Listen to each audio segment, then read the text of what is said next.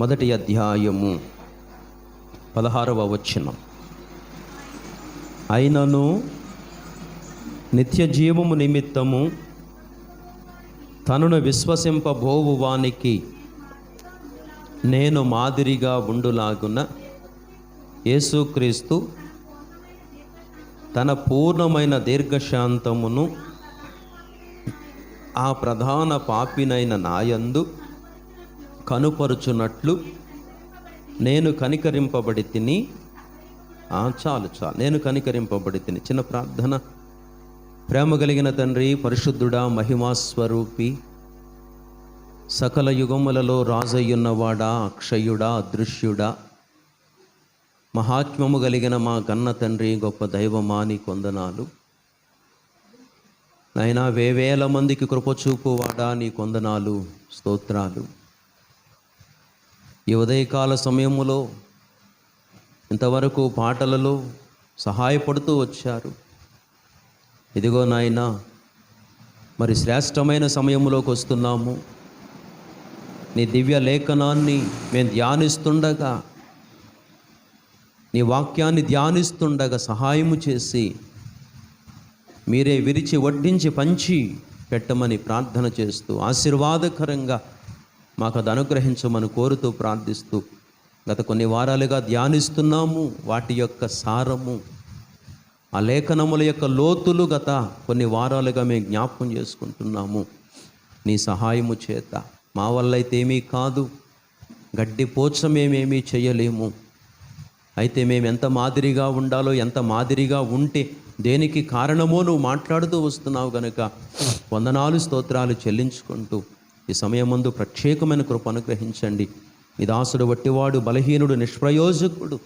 నీ ప్రజల యొక్క శ్రేయస్సు కొరకు నీ దాసుడిని బలపరచమని ప్రార్థిస్తున్నాను తండ్రి. మీ పాదములకు వందనాలు. చేరువచ్చిన ప్రియులను బట్టి వందనాలు. రావలసిన వారిని నడిపించండి. మా అందరితో నాతో మాట్లాడము, మా అందరితో మాట్లాడము. మహిమ చెల్లిస్తూ స్తుతి చెల్లించుకుంటూ యేసు ప్రభు పేరట అడిగి వేడుతున్నాము తండ్రి, ఆమేన్. అయ్యా, మరోసారి అందరికి వందనాలండి. అందరికి వందనాలు. చాలా సంతోషం. ఇది కొంచెం తగ్గిస్తే ఇంకా సంతోషం. మంచిది ప్రియులారా. 23వ తారీఖు దగ్గరలో ఉంది. అందరూ కూడా ఏ ఒక్కరు ఇంటికాడ ఉండటానికి వీల్లేదు. అర్థమైందా? ఇది మన కార్యక్రమం, దైవజనుని ఇంట కార్యక్రమం ఇది. ఎవ్వరు ఇళ్ళకాడ అయ్యా నేనుండి మా ఆవిడని పంపిస్తానండి అంటే కుదరదు. నేనుండి మా వారిని పంపిస్తానంటే కుదరదు. అర్థమైందా? కట్టకట్టుకుని వచ్చేయాలి. అది కట్టకట్టుకుని ఆటో మాట్లాడుకుని వచ్చేయాలి. అది మానడానికి వీల్లేదు. ఏమండి? మంచిది. జ్ఞాపకం చేసుకుంటున్నాం కదా. అయినను నిత్య జీవము నిమిత్తము తనను విశ్వసింపబోవు వానికి నేను మాదిరిగా ఉండులాగున. ఎన్ని వారాలుగా మాట్లాడుతున్నాడండి. ఈ మాదిరి చచ్చేంత వరకు మన మాదిరిగానే ఉండాలంతే. ప్రియులారా, బ్రతికినప్పుడు మాదిరిగా ఉండాలి, పడకలో కూడా మాదిరిగానే ఉండాలి, ఇక చచ్చిపోయేటప్పుడు కూడా మనం మాదిరిగానే ఉండాలి. మన ప్రభువు మనకు నేర్పించేది అదే. మాట విషయంలో మాదిరి, వస్త్రధారణలో మాదిరి, నడవడికలో మాదిరి, ఎవ్రీథింగ్ టాప్ టు బాటం, అన్ని విషయములలో మాదిరి. ఆ మాదిరి నిన్ను వెంబడిస్తున్న ఒక వ్యక్తిని ఎక్కడికి నడిపించాలంటే నిత్య జీవమునకై నడిపించాలి. నీ అడుగులు పవిత్రంగా ఉండాలి. నీ అడుగులు మెరవాలి. ఎలా మెరవాలి? జ్ఞాపకం చేసుకున్నాం. బంగారం వలె మెరవాలి, సువర్ణము వలె మెరవాలి, అపరంజి వలె మెరవాలి. ఆయన పాదములు ఎలా ఉన్నాయంట? అపరంజిని. అది మరి నీ పాదాలు ఎలా ఉన్నాయి? మెరుస్తున్నాయా? నీ అడుగులు, నీ పాదములు మెరుస్తున్నాయా? లేక ఇంకా ఆ మట్టితోనూ ఆ ధూళితోనూ లేదు ఉండడానికి వీలు లేదు. ప్రభు కడుగుతున్నాడు. ప్రభు మనల్ని కడుగుతున్నాడు. ఆపాదమస్తకం కడుగుతున్నాడు. తన ప్రశస్తమైన రక్తధారులు మన మీద ప్రోక్షించి కడుగుతున్నాడు. వాక్య ఉదకాన్ని ప్రోక్షించి కడుగుతున్నాడు. నీ అపవిత్రత యావత్తూ పోవునట్లు కడుగుతున్నాడు. మెరవాలి. మన నడక ఎంత సుందరంగా ఉండాలో తెలుసా? మన నడక ఎంత అందంగా ఉండాలో తెలుసా? ఎంతో సుందరుడమ్మ తాను, నేనెంతో మురిసిపోయినాను. ఎంతో సుందరుడమ్మ తాను, ధవళవర్ణుడు రత్నవర్ణుండు నా ప్రియుడు. ధవళవర్ణుడు రత్నవర్ణుండు నా ప్రియుడు. అవని 10,000 అతి శ్రేష్ఠుడా తండు. అవని 10,000 అతి శ్రేష్ఠుడా తండు. ఎవరు వాయనకిలలో సమరూప పురుషుండు.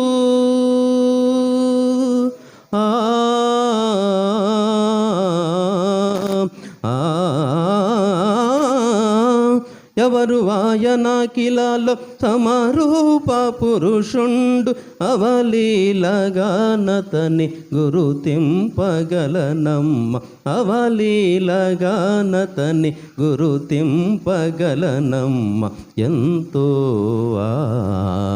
ఎంతో సుందరుడమ్మ తాను. ఎలా గుర్తించాలి నిన్ను? అవలీలగా అంటే చాలా సునాయాసముగా. నేనండి బైబిల్ పట్టుకుంటేనే నువ్వు గుర్తు కాదు. అమ్మో బైబిల్ పట్టుకున్నాడు, ఆమె క్రైస్తవురాలేమో, అమ్మో బైబిల్ ఉంది చేతిలో, క్రైస్తవుడేమో కాదు. అవలీలగా నీ చేతిలో బైబిల్ ఉన్నా లేకపోయినా నువ్వు క్రైస్తవుడవే, నిన్ను గుర్తించాలి. ఎలాగునా? అవలీలగా. అది మన క్యారెక్టర్ భూమి మీద. ఎలా గుర్తించాలి? అవలీలగా. అలా చూడంగానే ఆ ఫస్ట్ లుక్లోనే, ఫస్ట్ చూపులోనే ఈ వ్యక్తి ఎవరని, క్రైస్తవుడని, క్రైస్తవురాలని ఫస్ట్ లుక్లోనే, ఫస్ట్ చూపులోనే ఈ వ్యక్తి పరిశుద్ధుడని, ఈ వ్యక్తి పరిశుద్ధురాలని అవలీలగా. ఎంత బాగా రాశాడు. గుర్తించగలనమ్మ అవలీలగా.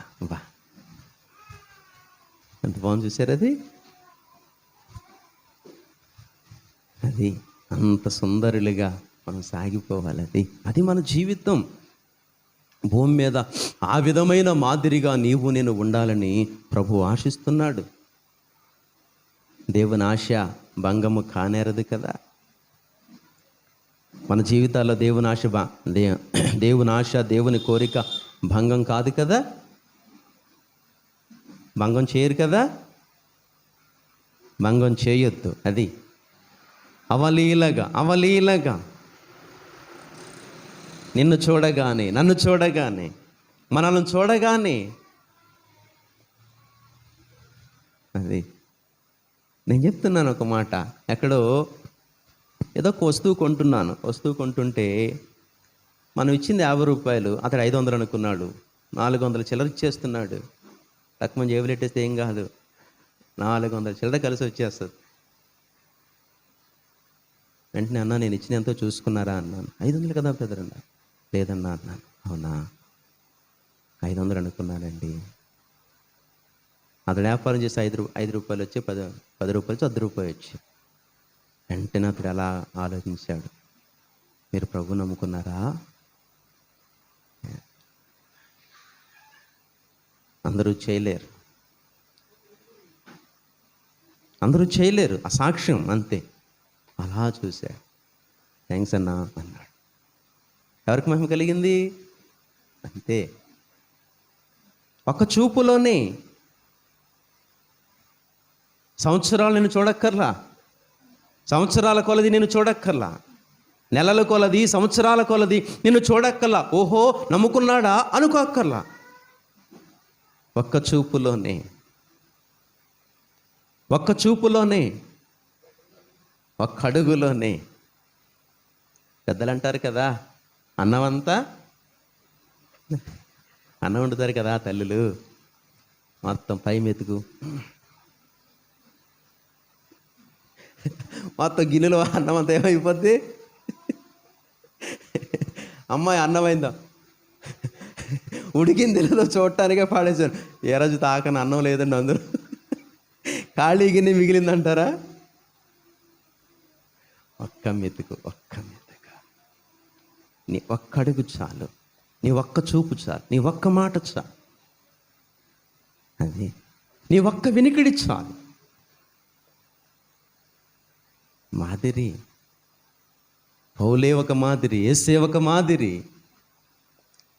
పౌలే కాదు, యేసే కాదు, నేనే ఒక మాదిరి, నువ్వే ఒక మాదిరి, మనమే ఒక మాదిరి. అంతే, దట్సాలు, అంతే. నో మెసేజ్ ఇక,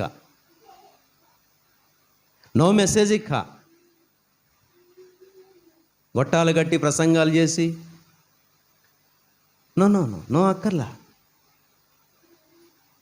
అంత యత్నము చేసినా, అంత ప్రయాసపడినా 1000 మందిలో ఒకడు కష్టం, 1,00,000 మందిలో ఒకడు కష్టం. కానీ నీ జీవితం ఎంతమందికి ప్రామాణికమో తెలుసా? ఒక పత్రిక, అంతే. నువ్వేం ప్రకటించక్కలా, నువ్వు అలా జీవించుకుంటూ వెళితే చాలు. మారిపోతుంది, ఆటోమేటిక్గా మారిపోతుంది. పరిసరాలు మారిపోతాయి, ప్రభావం అయిపోతాయి, అంతే. మాదిరైపోతావు, అంతే. అందుకని నీ మాటలు మెరవాలి, నీ అడుగులు మెరవాలి. ఏమండి, ఆ విలువైన మాటలు చెప్పాలి, కోట్ల కన్నా విలువైన మాటలుగా ఉండాలి. చాలామంది మాట్లాడతారు, ఆ మాటల్లో చాలా పొల్లు ఉంటుంది. ఒక్క మాట కూడా గట్టి మాట ఉండదు, చాలా పొల్లు ఉంటుంది. నీ ఒక్క మాట చూసేసరికి లేదండి ఆ వ్యక్తి కరెక్ట్ అండి, కాని మాట రాదండి, కాని మాట మాట్లాడండి, చాలా కరెక్ట్ అండి ఆ వ్యక్తి, అమ్మో అతను చాలా జాగ్రత్తగా మాట్లాడతాడండి. చాలామంది మాటలు పొల్లు. అలా పొల్లుగా ఉండడానికి వీలు లేదు. క్రైస్తవుడు ఏదైనా వాల్యూబుల్, అంతే. మాట మాట్లాడితే వాల్యూ, అంతే. అనవసరమైన మాటలు రావు, అంతే. ఒక మాట మాట్లాడాడంటే కోట్లకు మించిన విలువైన మాట, అంతే. అది ఆ మాట ఆ వ్యక్తికి ఎంతో ప్రభావితాన్ని కలిగించాలి, ఆ మాట ఆ వ్యక్తికి ఎంతో ప్రయోజనాన్ని చేకూర్చాలి, అది నీ మాట, అంతే. అలా అనుకోవాలి. ఆ అన్నయ్య ఆలోచించి చెప్పాడంటే నిజమండి. ఆ అక్క ఆలోచించి చెప్పిందంటే, ఆ చెల్లి ఆలోచించి ఒక్క మాట చెప్పిందంటే చాలండి, అంతే. అలాంటి మాదిరి నీది నాదై ఉండాలి. పొల్లు ఎంత ఉంటే ఎంత ప్రయోజనం పిల్లారా? పొల్లు ఎంత ఉంటే ప్రయోజనం ఏముంది? అది ఒకనాటికి కాల్చబడుటకే. నీవు నేను కూడా పొల్లుగా ఉండడానికి వీలు లేదు. కనుక ప్రభునందు ప్రియులారా, ఈ యొక్క పరంపరలోనే మనం తమ్ముడు సురేష్ కాడికి వచ్చేసరికి టాపిక్ మార్చుకున్నాం కదా. అయితే అదే కొంచెం కంటిన్యూ చేద్దాం. ఎందుకంటే ప్రతివాని జీవితంలో అది తప్పక సంభవిస్తోంది, మరణం తప్పక సంభవిస్తోంది. కనుక ఇక్కడ మనం జ్ఞాపకం చేసుకుంటున్నాం. అదే తిమోతి పత్రిక 6వ అధ్యాయములో 11 కాంచి కొంచెం చదువుతారా? దైవజనుడా, నీవైతే వీటిని విసర్జించి నీతిని, భక్తిని, విశ్వాసమును, ప్రేమను, ఓర్పును, సాత్వికమును సంపాదించుకొనుటకు ప్రయాసపడుము. ముఖం నీళ్లు కొట్ట.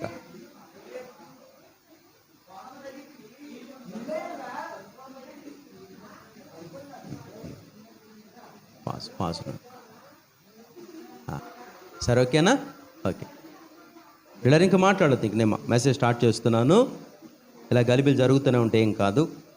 ఏమంటున్నాడంటే, దైవజనుడా, నీవైతే వీటిని విసర్జించి నీతిని, భక్తిని, విశ్వాసమును, ప్రేమను, ఓర్పును, సాత్వికమును సంపాదించుకొనుటకు ప్రయాసపడుము. బా, ఎంత గొప్ప మాట. ఏం సంపాదించుకుంటున్నాం? మనం ఏం సంపాదించుకుంటున్నాం కదా? వీటికి వ్యతిరేకమైనవన్నీ సంపాదించుకుంటున్నాం మనం కదా. వీటికి వ్యతిరేకమైనవన్నీ సంపాదించుకుంటున్నాం. దైవజనుడా, నీవైతే వీటిని విసర్జించి నీతిని, భక్తిని, విశ్వాసమును, ప్రేమను, ఓర్పును, సాత్వికమును సంపాదించుకొనుటకు ప్రయాసపడుము. సంపాదించడం అంటే మాటలా? ఎంత ప్రయాసపడుతున్నారు? నెలంతటికి కుటుంబ పోషణ కొరకు ఏం సంపాదించుకోవాలి? ఎంత కష్టం? పొద్దున్న ఎన్నింటికి లేస్తున్నారు? ఎంత టైం హెచ్చిస్తున్నారు కదా. ఒక జాన పొట్ట, ఒక నలుగురు బ్రతకడం కోసం, ఒక ముగ్గురు లేదా ఒక నలుగురు బ్రతకడం కోసం అసలు ఎన్ని గంటలు? పొద్దున్న వెళ్ళిపోతాడు, సాయంత్రం ఎప్పుడు వస్తాడో తెలియదు. పొద్దున్న వెళ్ళిపోయినాడు, సాయంత్రం కూడా అలా సాయంత్రం ఇంటి ముఖం ఎరగడు. అంత సంపాదిస్తే ఎంతకాలం బ్రతుకుతాడు? 70 అధిక బలం ఉంటే అది కూడా కష్టమే. రోజులు మారిపోయాయి.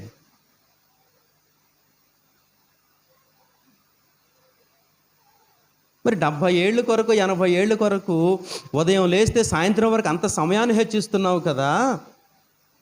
మరి యుగయుగాల నిత్య జీవితం కొరకు ఎంత కష్టపడాలి? యుగయుగాల నిత్య జీవితం కొరకు మరెంత కష్టపడాలి? అసలైన దాని కొరకేమో చిటికుడు, నశించిపోయే దానికోసమేమో గంటల గంటలు. అసలు రాత్రి 10 అవుద్దో తెలియదు, 11 అవుద్దో తెలియదు, 12 అవుద్దో తెలియదు. ఇంటికాడ అమ్మగారు అలా భోంచేసి అలా కాసు కూర్చుని, ఒక భోంచేయకుండా కూడా కాసుకునే వాళ్ళు ఉంటారు. పతియే ఆయన చేస్తేనే కానీ నేనండి. అవి పూర్వం సిద్ధాంతాలు, ఇప్పుడు పనిచేయవై. వాళ్ళు తినకుండా నువ్వు తినకపోతే నీకు గ్యాస్ వస్తుంది, వాళ్ళు తినకుండా నువ్వు తినకపోతే నీకు ఆకలేస్తుంది. లేనిపోయిన అనారోగ్యాలు, లేనిపోయిన కదా అనారోగ్య పరిస్థితులు వస్తాయి. అది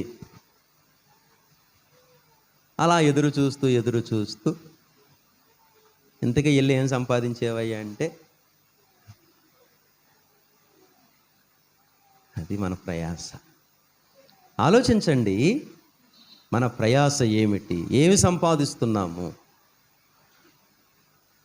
అది సంపాదించే దాన్ని బట్టి చాలా అతిశయపడుతూ ఉంటాము. సంపాదించిన దాన్ని బట్టి చాలా అతిశయపడతాం మనం. అది ఒక భార్య సంపాదించుకున్నవాడు అతిశయపడతాడు, ఒక ఉద్యోగం సంపాదించుకున్నవాడు అతిశయపడతాడు, బిడ్డలను సంపాదించుకున్నవాడు అతిశయపడతాడు, ఒక ఇల్లు సంపాదించుకున్నవాడు అతిశయపడతాడు, ఒక పొలం సంపాదించుకున్నవాడు అతిశయపడతాడు. అవును, అవన్నీ అతిశయపడవలసిన విషయాలు. అది ఎంతో కష్టపడితేనే కానీ రాలేదు, ఎంతో ప్రయాసపడితే కానీ రాలేదు. దాని వెనుక చాలా కష్టం ఉంటుంది. అలాగూనే నిత్య జీవపు సంగతులను గూర్చి నువ్వు అతిశయపడువాడిగా ఉండాలి. సామాన్యమైన విషయాలు కావు ఇవి. సంపాదించుకోవటం అంటే సామాన్యమైన విషయాలు కాదు. ఏమన్నాడంటే, చూసారా, దైవజనుడా, నీవైతే వీటిని విసర్జించి నీతిని, భక్తిని, విశ్వాసమును, ఓర్పును, ప్రేమను, ఓర్పును, సాత్వికమును సంపాదించుకొనుటకు ప్రయాసపడుము. చాలామందికి భక్తి ఉంటుంది కానీ ఏముండదు. భక్తి ఉంటుంది కానీ నీతి ఉండదు. భక్తి ఉంటుంది కానీ ప్రేమ ఉండదు. భక్తి ఉంటుంది కానీ సాత్వికం ఉండదు. ఇలాగ భక్తి లేకపోతే ఇక్కడికి వస్తాం మనం. చింతపల్లి నుంచి వస్తామా, పాలకొల నుంచి వస్తామా, ఆరవల్ నుంచి వస్తామా, ఎక్కడి నుంచి వస్తాం? భక్తి ఉంది కనుక ఎక్కడి నుంచి వచ్చాం? వీరవాసుల నుంచి వచ్చాం, దగ్గులూరు నుంచి వచ్చాం, బగ్గీసు నుంచి వచ్చాం, పూలపల్లి నుంచి వచ్చాం కదా. ఏముంది కనుక? భక్తి ఉంది కనుక. వేమవారి నుంచి వచ్చాము, కాపువారి నుంచి వచ్చాము. Long tour. తల్లి రాలేదా? ఏమండి, భక్తి ఉంది కనుక వచ్చాం. అయితే అది ఒకటి చాలదు. ఇంతకాలానికి కష్టపడి భక్తిని సంపాదించుకున్నావు, కానీ ఇంకా భక్తిలో ఉండవలసిన దినుసులు ఏముండాలట? విశ్వాసం కదా. విశ్వాసములో మళ్ళీ స్థాయిలు ఉన్నాయి, విశ్వాసములో అంతస్తులు ఉన్నాయి. జస్ట్ నమ్మడానికి ఉన్న విశ్వాసం వేరు, తిరిగి మళ్ళా దేవుని కార్యాలు నీలో జరగడానికి ఉండవలసిన విశ్వాసపు స్థాయిలు వేరు. అది మడతలు అడిపోతారు. అది ఆ విశ్వాసం స్థిరంగా లేకపోతే, ఆ విశ్వాసము నిలకడగా లేకపోతే రాంగ్ స్టెప్ లేవలసి వస్తుంది. అబ్రహాము వాగ్దానం చేయడానికి ఉన్న విశ్వాసం వేరు. ఆ సందర్భంలో ఒక పిలుపు అందుకున్నాడు, రా బయటికి అన్నాడు, వచ్చేసాడు. ఆ విశ్వాసాన్ని చూశాడు, చూసి అన్నాడు, సముద్రం వరకు తీసుకెళ్ళాడు, చూపించాడు, ఇసుక రేణువుల వలె, ఆకాశ నక్షత్రాల వలె అన్నాడు. అసలు బిడ్డలే లేరు అంటే ఆ వాగ్దానం చేయడానికి తగిన విశ్వాసాన్ని సంపాదించుకున్నాడు. ఏమి చేసి? దేవుని మాటకు లోబడి, దేవుని పిలుపుకు లోబడి బయటకు వచ్చి. అది కానీ తర్వాత మరలా ఆ వాగ్దానం నెరవేరడానికి 25 ఏళ్ళు పట్టింది. ఈ 25 ఏళ్ళు లోపులో విశ్వాసం కోల్పోయారు. ఎవరు? మన తల్లి. ఎవరావిడే? శారా.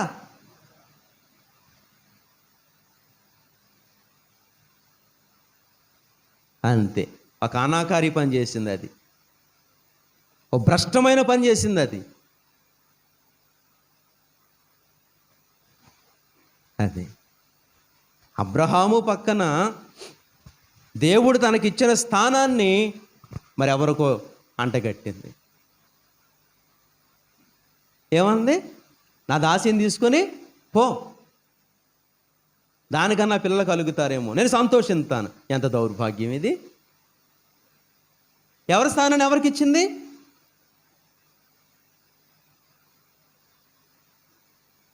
విశ్వాసములో అంతస్తులు ఉన్నాయి. అబ్రహాము దగ్గర వాగ్దానం చేయడానికి అప్పుడు అతడు కలిగిన విశ్వాసం అది. అయితే 25 ఏళ్ల వరకు దాన్ని కాపాడుకోవాలి. ఇలాగా అబ్రహాములో సగభాగమైన శారా ఏం చేసిందంటే ఒక అనాకారి పని చేసింది. అది ఒక భ్రష్టమైన పని చేసింది. ఆ స్థానాన్ని ఎవరికి ఇచ్చింది? చాలా పర్యాయములు మన స్థానాన్ని కూడా మనం కోల్పోతాం. అది విశ్వాస భ్రష్టులమై, విశ్వాసహీనులమై, విశ్వాసము లేని వారమై మన విలువైన స్థానాన్ని ఎవరికి ఇచ్చేస్తాము? యేసు పక్కన ఉండవలసిన గొప్ప స్థానం. అబ్రహాము భార్య శారా అంటే గౌరవం, కానీ అబ్రహాము భార్య దాసి అంటే బాగుందా? యేసునాథుని భార్య మనం. మన స్థానాన్ని చాలాసార్లు మనం విడిచిపెడతాం. అది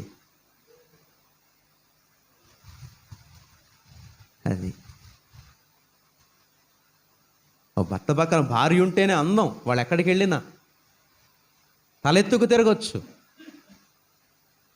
అంతేగాని భర్త పక్కన వేరెవరో ఉంటే, ఆ భార్య పక్కన వేరెవరో ఉంటే ఏంటి అసలు? అది చాలాసార్లు ఆధ్యాత్మిక జీవితంలో మనం ఆ గొప్ప విలువైన స్థానాన్ని కోల్పోతున్నాం. అది ఏమి లేకో తెలుసా? ఏ హీనులమై తెలుసు? విశ్వాసహీనులమై. అంటే విశ్వాస పరిమితులు పెరగక, అంతవరకు నమ్మింది, అంతవరకు అబ్రహాం అడుగుల్లో అడుగులేసుకుంటూ వచ్చింది, అంతవరకు అబ్రహామును వెంబడించింది. ఒక్కసారిగా నిరాశ చెందింది, అంతే. తట్టుకోలేకపోయింది.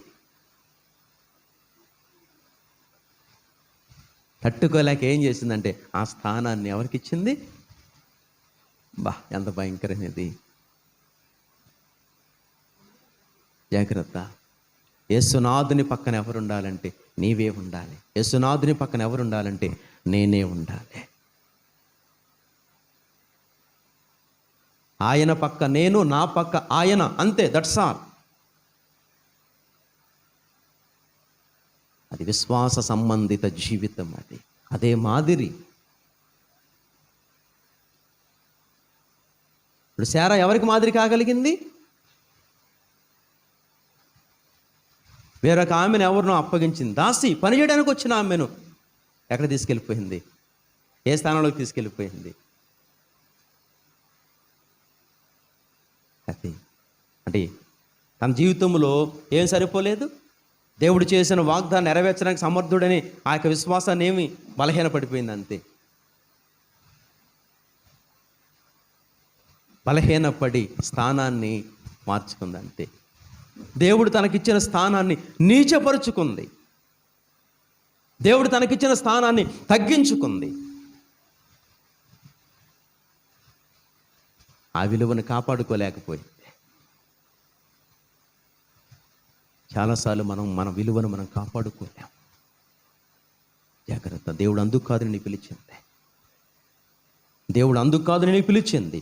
ఒక ప్రత్యేకమైన ఉద్దేశంతో నేను పిలిచాడు. ఒక ప్రత్యేకమైన ఉద్దేశంతో నేను పిలిచాడు. లోకంలో నిన్నెవ్వరూ ఎన్నిక చేయలేకపోవచ్చు, నన్నెవరూ ఎన్నిక చేయలేకపోవచ్చు. కానీ ఎవరు ఎన్నిక చేయలేకపోయారు ఒకప్పుడు, కానీ ఇప్పుడు నీవు అనేకులకు తలమానికము. అనేకులు నిన్ను వెంబడించవలసిందే, అనేకులు నీ మాట వినవలసిందే, అనేకులు నిన్ను జ్ఞాపకం చేసుకోవలసిందే. అందుకు పిలిచాడు దేవుడు. అందుకని లోకంలో ఏమి సంపాదించుకోవాలో అవి సంపాదించుకోవాలి.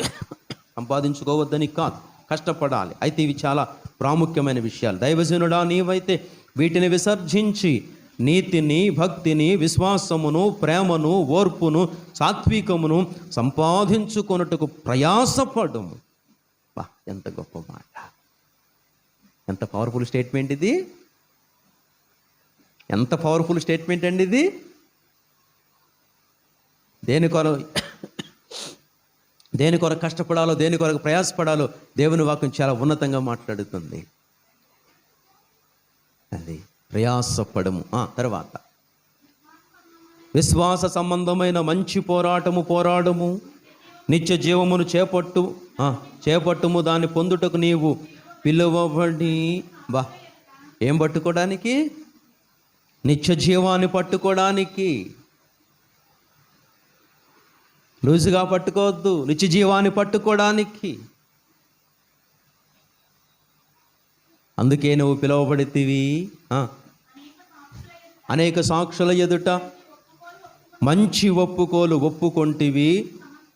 సమస్తమునకు జీవాధారకుడైన దేవుని ఎదుటను పొంతి పిలాతునొద్ద ధైర్యముగా ఒప్పుకొని సాక్ష్యమిచ్చిన క్రీస్తు యేసు ఎదుటను మన ప్రభువైన యేసుక్రీస్తు ప్రత్యక్షమగు వరకు విసరా నీవు నిష్కళంకముగాను అనుంధ్యముగాను ఈ ఆజ్ఞలను గైకొనవలెనని.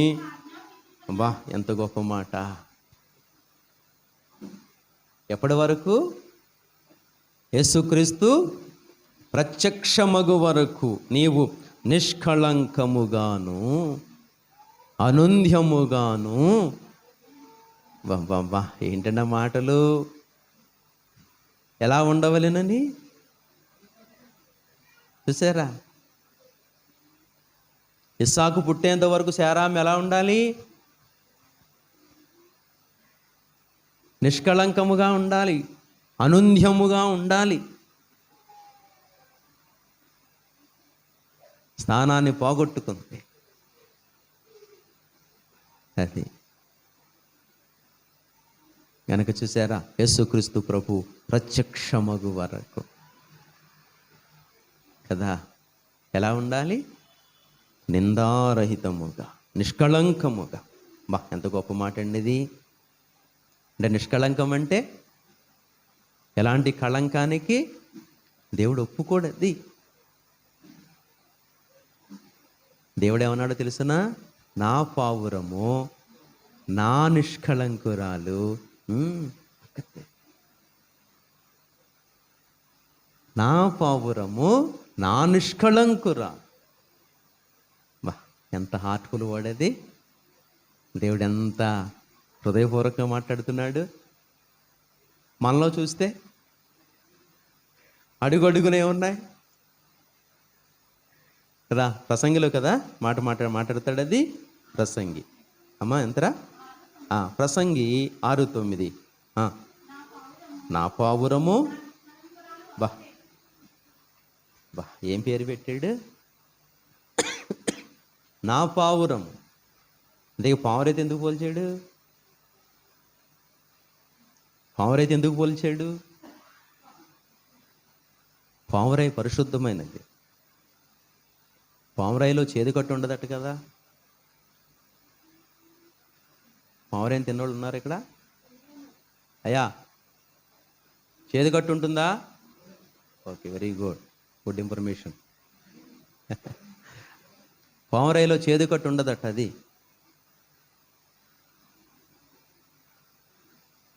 దోషము లేనిది, పరిశుద్ధమైనది. పావురాయిలో చేదు ఉండదు అది. అందుకే ఆయన భార్యకు పేరు పెట్టుకున్నాడు. ఏమన్నాడు? నా పావురము, నా పావురము. అది మనం చెప్పగలమా? నా భర్త పావురాయండి, నా భార్య పావురాయండి అని చెప్పగలమా మనం? ఏమా చెప్పగలరా? ఇక నా భర్త పావురాయి, నా భార్య పావురాయి అని చెప్పడం అర్థం ఏంటి? ఇక నా భర్తలో ఎలాంటి చేదు లేదండి, నా భార్యలో ఎలాంటి చేదు చెప్పగలమా? ఆ చేదులయ్యో మనకు తెలుసు కదా. భర్తలో ఉన్న చేదేదో మనకు తెలుసు, భార్యలో ఉన్న చేదేదో. అందుకే మనం అనలేము. అది ఏమని అనలేము. అర్థమైందన్నమాట. ఏమన్నా మాట అర్థమైందా? ఏమనలేము మనం. యేసయ్య అన్నంత స్వతంత్రంగా మనం అనలేము. యేసయ్య తన భార్యను అంటున్నాడు, నా పావురము. కనుక మన భర్తనే నా పావురాయి అనలేం, నా భార్యను పావురాయి అనలేం. ఎందుకంటే వాళ్ళల్లో ఏం కనపడతాయంటే చాలా చేదు కనపడుతుంది. అది చాలా చేదు కనపడుతుంది. ఇక చాలామంది తల్లులు అంటారు, మూసుకుని ఏం చేస్తున్నారట? కాపురం చేస్తున్నారు, అది సంసారం చేస్తున్నారు. అది తిప్పితే ఏమీ లేదు, మూసుకుంటున్నాం అది అంటున్నారు. అంటే ఎంత చేదో ఆలోచించండి.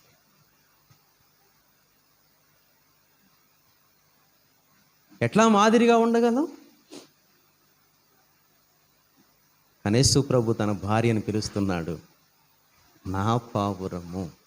పావురాయి అంటే నా పావురాయి అంటే పావురాయి అని పిలవడం కాదు అక్కడ. పావురాయి యొక్క ఆ పావురాయికున్న ప్రత్యేకత, పావురాయికున్న ప్రత్యేకత. పావురాయి పరిశుద్ధమైనది. జలప్రళయములో నోవహు పావురాయిని విడిచిపెట్టాడు. నిలువ చోటు లేక ఎగిరి ఎగిరి ఎగిరి ఎగిరి మళ్ళీ నోవహు దగ్గరికి వచ్చింది. ఆ దినాల్లో చోటు లేక కాదు,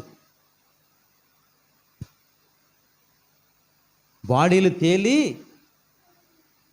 వాడతో పాటు సమానంగా ప్రయాణం చేస్తున్నాయి. ఏమిటి? చనిపోయిన వారి శవాలు.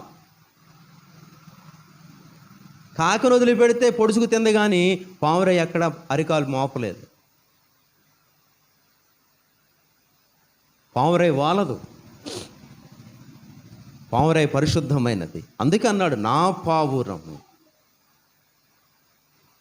అది భర్తకు భార్య పావురేలా కనపడాలి. అది భార్యకు భర్త ఎలా కనపడాలి? ఇప్పుడు పావురేలా కనపడాలి. అది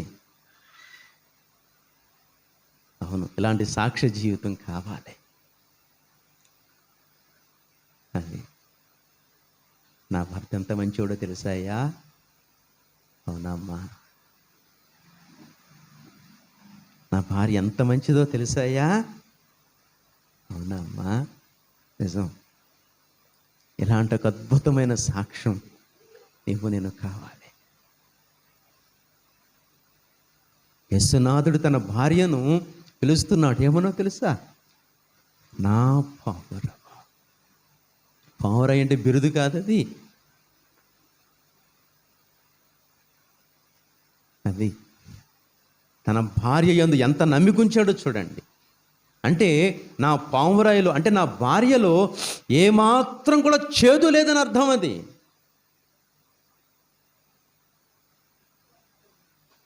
కొంచెము కూడా చేదు లేదని అర్థం. అది చేదైన వేరు లేదని అర్థం. అది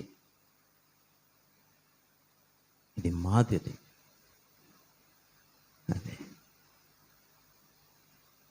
ప్రియులారా, దేవుడు మనల్ని స్వతంత్రులుగా చేశాడండి. యేసు ప్రభు మన స్వతంత్రులుగా చేశాడు. మన జన్మ కర్మ పాపములన్నీ కొట్టివేసి తన రక్తములో కడిగి స్వతంత్రులను చేసి తన సంఘమందు నిలబెట్టి తన భార్యగా చేసుకుంటున్నాడు. అదే ఎంత గొప్ప మాట. నా పావురము, నా నిష్కళంకురాలు పక్కతే. ఎంత గొప్ప స్థానం. శారా ఆ భాగ్యం కోల్పోయి చేశారా? అంటే ఆ భాగ్యం కోల్పోవడం గల కారణం ఏమిటి? ఆమెలో ఏ అంతస్తు లేక, సరి అయిన విశ్వాసపు అంతస్తు లేక, దేవుని వాగ్దానాన్ని నమ్మగలిగే అంత అంతస్తు, ఆ విశ్వాసము లేక. అది ఖచ్చితంగా నేను నీ కొడుకునిస్తాను. వాళ్ళు ఎలా తయారవుతారంటే ఆకాశపు నక్షత్రాల వలె విస్తరిస్తారు, ఇసుక రేణువుల వలె విస్తరిస్తారు. అంటే ఆ వాగ్దానం నెరవేర్చుకునే విశ్వాసము లేదు. చేయడానికి అయితే విశ్వాసం ఉంది, కానీ తర్వాత నెరవేర్చడానికి ఆ విశ్వాసం సరిపోలేదు. అందుకే విశ్వాసములో అంతస్తులు ఉన్నాయి అన్నాను. అది కనుక వాటిని సంపాదించుకొనుటకు మనం ప్రయాసపడాలి, కష్టపడాలి, ప్రయాసపడాలి. లోకంలో చాలా సంపాదించుకుంటూ ఉంటాం. అంటే ఎందుకంటే అలా సంపాదించుకోవడంలోనే నీ కష్టం, నీ చెమట, నీ రక్తం ఎంతో ఖర్చు అవుతుంది. తెలివితేటలు ఖర్చు అవుతాయి, శ్రమ, రక్తం, చెమట. అంటే ఒక వస్తువు ఏది కూడా, ఒక వస్తువు కావచ్చు, ఒక పొలం కావచ్చు, ఒక ఆస్తి కావచ్చు, ఇల్లు కావచ్చు, ఏదైనా సంథింగ్ తేలిగ్గా రాదు. ఎంతో కష్టపడ్డావు. చాలాసార్లు అంటూ ఉంటాం, చాలా కష్టపడ్డాను దీనికోసం అంటాం. చాలా కష్టపడ్డాను అయ్యగారు దీనికోసం అంటాం. అంటే ప్రేమ కోసం కష్టపడాలి, విశ్వాసం కోసం కష్టపడాలి, సాత్వికం కోసం కష్టపడాలి. అదే మాదిరైన జీవితం. అందుకనే అలా కష్టపడుతూ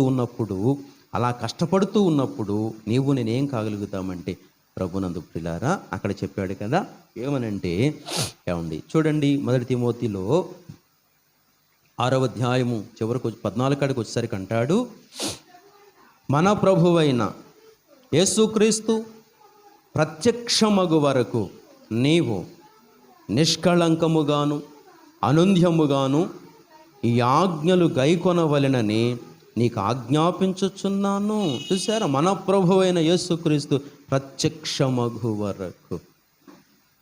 అంటే రెండవ రాకడ వరకు.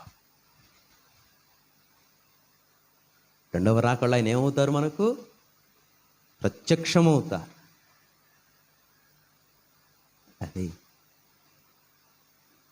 అంటే ఆయన ప్రత్యక్షత వరకు మనం ఎలాగుండాలో ఆయన జ్ఞాపకం చేశాడు. ఇదే గొప్ప మాదిరి. నిష్కళంకముగాను అనుంధ్యముగాను, అంటే ఎలాంటి నిందా లేని వాడిగా, నిష్కళంకుడిగా, అంటే ఒక పరిశుద్ధ పావురము వలె.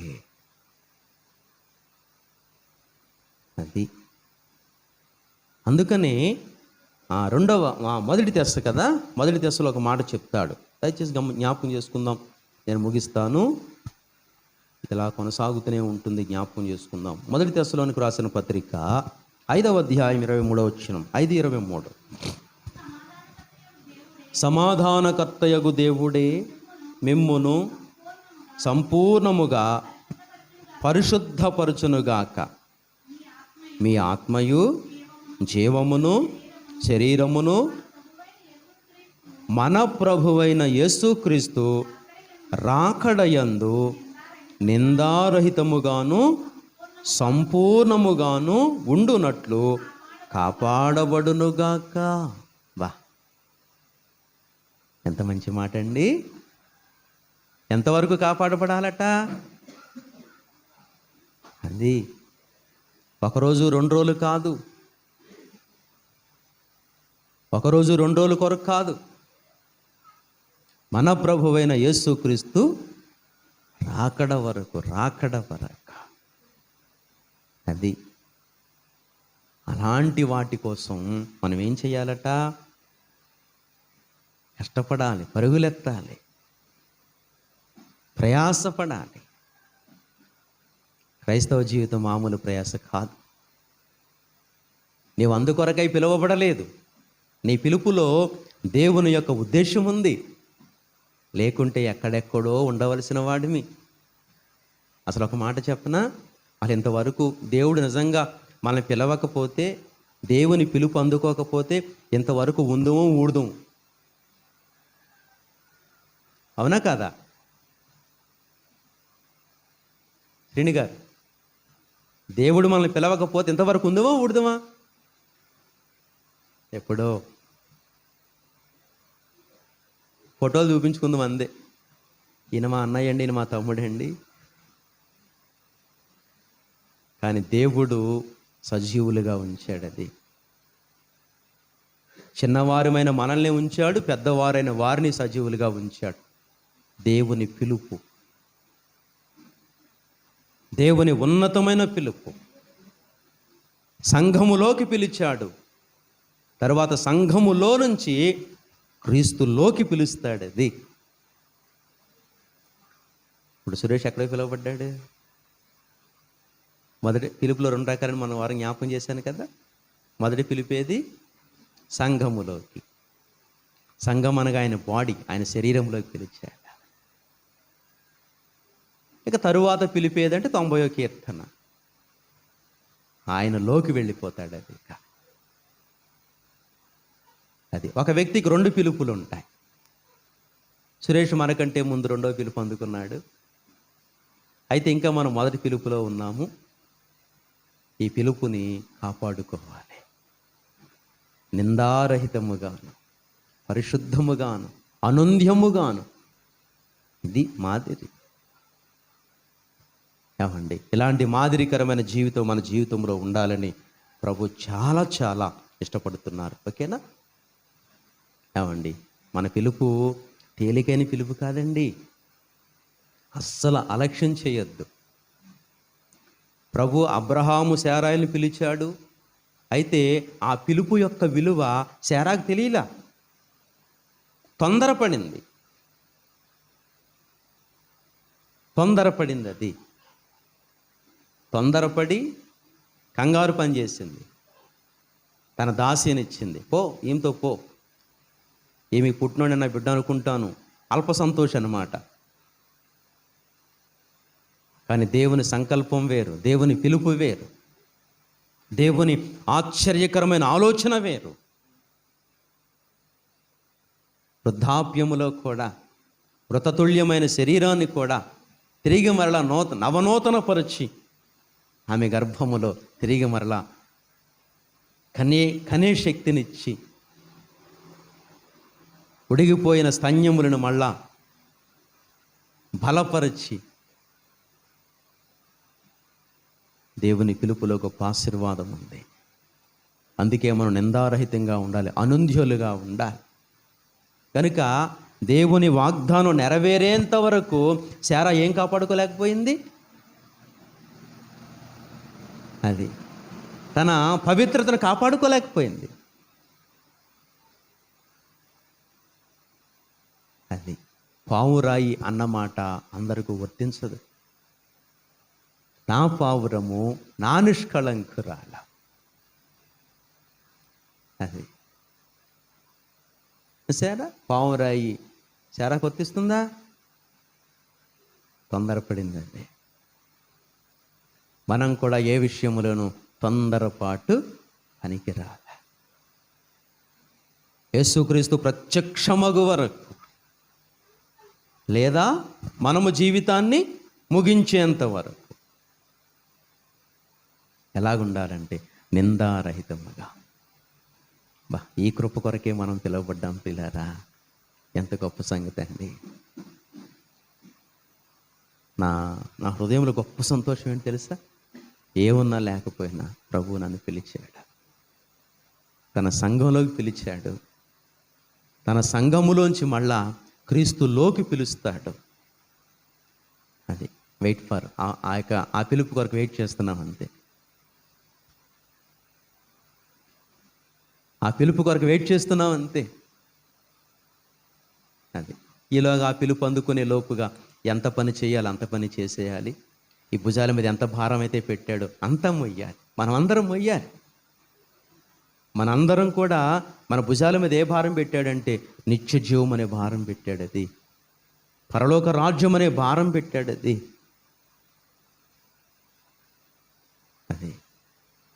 నువ్వు నడుస్తూ ఒక 100 మందిని నిత్య జీవానికి నడిపించేయాలి. నువ్వు నడుస్తూ లేదా ఒక 10 మందిని నిత్య జీవానికి నడిపించేయాలి. అంత భారం పెట్టాడు నీ భుజాల మీద. అందుకన్నాడు, నా కాడి సులువుగాను తేలికగాను ఉండను. ఆయన కాడి మోపాడు. అది కాడి మోపడం అంటే అర్థం ఏమిటి? కాడి ఒకటేనేనా? కాడి దేనికుంటుంది? కాడి దేనికుంటుంది? బండికుంటుంది. అది కాడి ఒకటి అంటే ఓన్లీ ఒక కాడి అని కాదు. కాడి మోపాడంటే వెనకాల చాలా భారం ఉందని. అది ఆ ఎడ్ల బండి వెనకాల ముందు కాడు ఉంటుంది ఇలాగా, వెనకాల ఒకటి మళ్ళా వెళ్ళి వెనకాల పెద్ద బండి ఉంటుంది, దాని మీద 25-30 బస్తాలు వెయిట్ ఉంటుంది. అదంతా ఏమిటది? భారము. దాని మీద ఏమున్నాయి? బస్తాలు వేశారు. బస్తాలు ఏముంది చెప్పాలి, కరెక్ట్గా ఆలోచించే. బస్తాలు ఏముంది? బస్తాలు ఏముంది? ఆహారం ఉన్నది. అది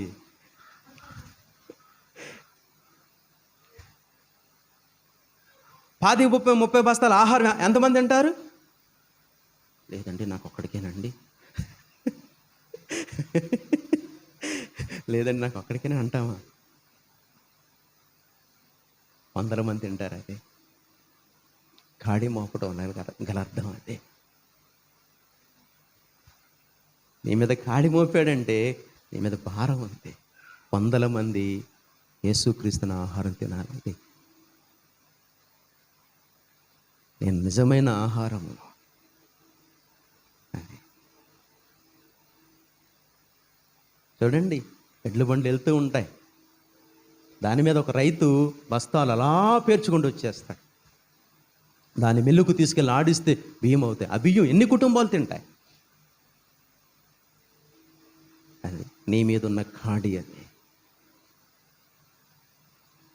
నీవెంతమంది ఆకలి తీర్చాలి, ఎంతమందికి అన్నం పెట్టాలి?